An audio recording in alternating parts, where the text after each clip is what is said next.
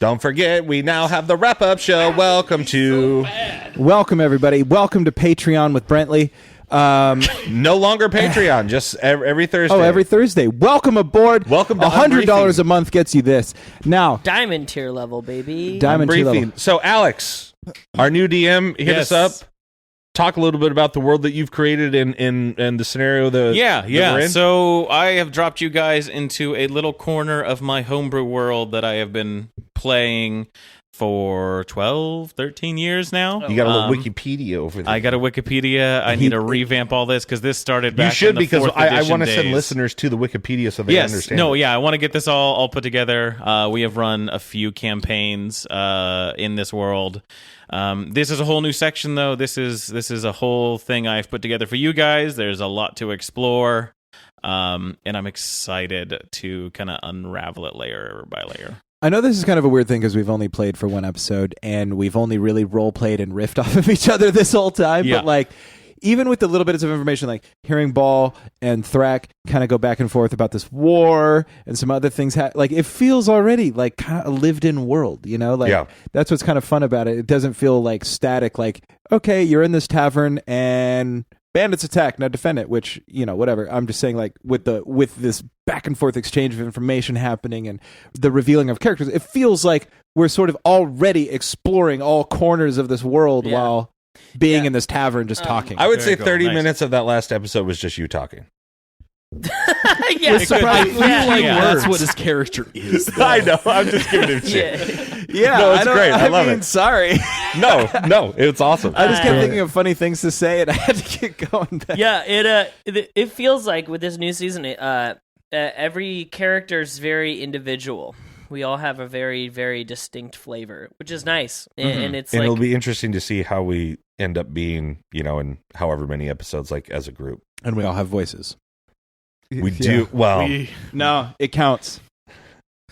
I think if you play like a, rather than a voice, like if you find like a like something that, like a personality trait or something. I know. You know, that sort of thing. And I go through that. So you come from like an attitudinal sort of thing. Yes, yeah. As Like, I was opposed to thinking astonished. of a distinguished voice or a distinct voice. I was astonished after a few sentences how quickly I latched on the mic. Yeah, no shit, huh? yeah. Really weird. Yeah. You really drew towards the plantation owner voice. I feel like that's the voice that I'm going to kind of find myself going into. With my I love voice. your. I like Well, you it. did the Yeah. New Zealand thing, and all this, like, I said one thing in like a New Zealand accent, and I was like, "Oh no, it's happening!" It's going to be a problem. It's going to be a major problem. Yeah, No, I was it's going really for funny. like a Cockney kind of you know, East Side Right. Well, London kind of voice. and I really like But the it was like, no, it's going here, so I just gotta. It almost take sounded in the beginning. It almost sounded South African, like Yeah. Oh yeah, a little bit. I kind of dug that, yeah. No, I really like the voice. Like, And I like the- honestly Thank keep you. doing it. Yeah. And I like the We'll work on like it. fast, like you're talking, your words are coming faster than like your brain, so you're like stumbling kind of. I like that because I think it's outside of like your human, like your Milo comfort zone. Yeah. Yeah, And it that's sounds the character robotic. I want to play he's to. leaning Yeah. in. It sounds like a robot that's like trying to talk faster than its like word processing unit can Yeah, function. Ren you was know? definitely me, and this character I want to be something different. For sure. I'm so stoked. I agree with what Dash was saying earlier about and what Rhett was saying earlier about this world feeling lived in already, because to be honest, Scory is in this place right now, and hearing you guys talk about all these things he has no clue about because he's been out at sea. Like, this is all new. Like, I haven't heard of, you know, battles waging and stuff on the ground because I've had other things going on, and so just a heads up. Syphilis. What's that? Syphilis. Yeah, And scurvy. Scurvy. big time. That's what I wanted. Scurvy I story. syphilis. I was like Rickets. syphilis. That's why I we wanted scurvy. that's why we call him Scurvy Scory. Hey! I I gotcha. But Yeah, yeah, I sat you next to me. So full disclosure, he's having a hard time being motivated to join you guys. Like, Yeah, everybody felt very easy to be like, "Come join me at yeah, my you did estate." a good job And I was with the like, you. I was like, navigation, but yeah, he doesn't have a motivation really. Like, sure, you want to use me for my navigation, But like you guys obviously have this kind of connection. It's in this particular area. I've never been here.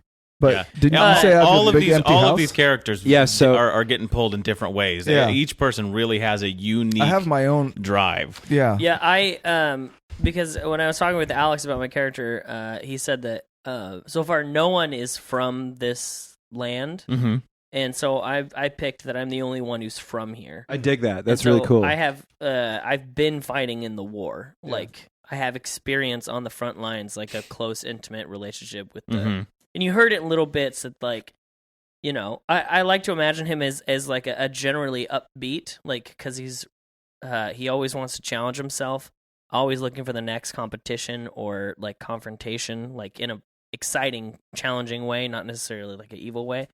And he just wants to honor his god.